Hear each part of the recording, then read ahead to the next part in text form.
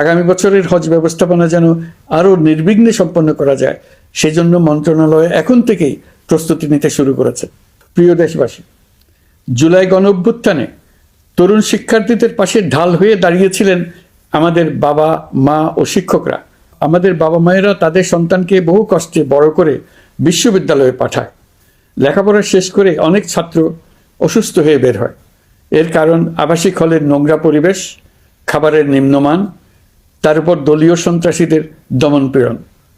বিশ্ববিদ্যালয়ে পড়াশোনার পরিবর্তে প্রতিদিন শিক্ষার্থীদের জোর করে রাজনৈতিক দলের প্রোগ্রামে নিয়ে যাওয়া হতো। প্রশাসন ও শিক্ষকরা সবই জানতেন, অথচ কেউ এটি থামাতে পারেননি, চেষ্টাও করেননি। কারণ শিক্ষকদের একটি বড় অংশ প্রমোশনের জন্য, সুবিধার জন্য দলীয় রাজনীতিতে জড়িত ছিলেন, নিপীড়কের ভূমিকায় ছিলেন। প্রতিটি বিশ্ববিদ্যালয়ের আবাসিক হলগুলোতে দলীয় সন্ত্রাসীদের নিয়ন্ত্রণ আর অমানসিক নির্যাতন চলত। সেখানে গড়ে তোলা হয়েছিল টর্চার সেল।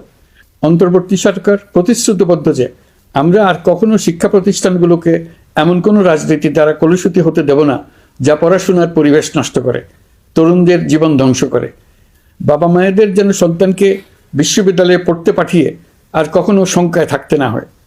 বর্তমান সরকার দায়িত্ব গ্রহণের পরপরই শিক্ষা ব্যবস্থার উন্নতির জন্য ধারাবাহিকভাবে পরামর্শ কমিটির সঙ্গে বৈঠক করেছে, বিভিন্ন উদ্যোগ হাতে নিয়েছে।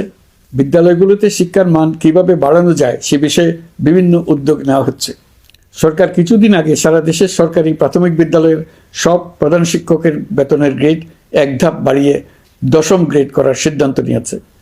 এটি একটি যুগান্তকারী সিদ্ধান্ত। প্রাথমিক বিদ্যালয়গুলিতে শূন্য পদে 6,500 প্রধান শিক্ষক নিয়োগের প্রক্রিয়া চলছে।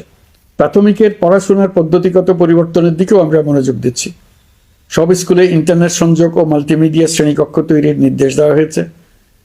পার্বত্য চট্টগ্রামে কমপক্ষে 100টি স্কুলে এবছরের মধ্যেই ই-লার্নিং চালু হবে। ঢাকা চট্টগ্রামের অভিজ্ঞ শিক্ষকরা প্রযুক্তির সহায়তায় এসব স্কুলে শিক্ষকতা করে সেখানকার শিক্ষক ঘাটতি পূরণ করবেন। যেসব এলাকায় বিদ্যুতের ঘাটতি রয়েছে সেখানে সোলার প্যানেল বসিয়ে বিদ্যুতের ঘাটতি নিরসন এবং মোবাইল নেটওয়ার্ক ও স্টারলিং পরিষেবা ব্যবহার করে এই সংকট মোকাবেলা করা হচ্ছে। স্কুলগুলোতে মেয়েদের জন্য বিশেষ ব্যবস্থা গ্রহণ করে তাদের পড়াশোনার উপযোগী করে তোলা হচ্ছে।